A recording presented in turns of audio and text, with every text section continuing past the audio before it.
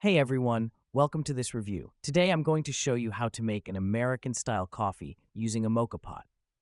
First of all, I highly recommend using a stainless steel moka pot, like this one, instead of an aluminum one. Aluminum can release micrograms of metal into your coffee over time, and since it's classified as a heavy metal, despite being lightweight, it's best to avoid it. This Bialetti moka pot has a 10-cup capacity, making it perfect for American coffee. Before using it, rinse the pot thoroughly. When filling it with water, always use filtered or bottled water instead of tap water. Tap water may contain limescale, which can build up in the valve over time and affect the coffee's performance. Fill the base with water just below the safety valve.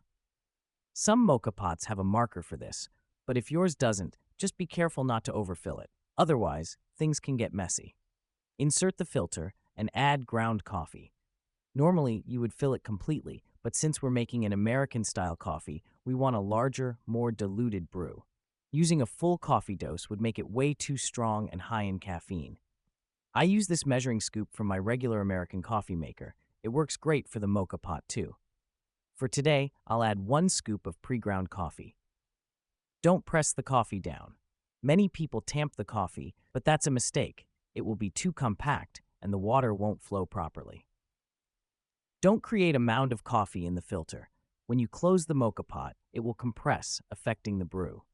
Ideally, you should use freshly ground coffee for the best flavor. I recently bought some Colombian Santa Marta beans, but I noticed they have an oily surface, which isn't great for moka pots. That's why I'll be returning them.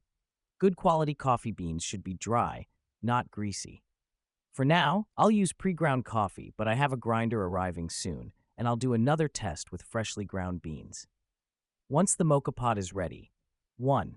Close it tightly and place it on the stove over medium heat. 2. Keep the lid open. This allows you to see when the coffee starts coming out. 3. Turn off the heat at the right moment. As soon as the coffee starts sputtering at the end, remove it from the heat. A common mistake is many people leave the moka pot on the heat too long, which extracts bitter residues into the coffee. Don't do this. The result? A smooth, well-balanced coffee.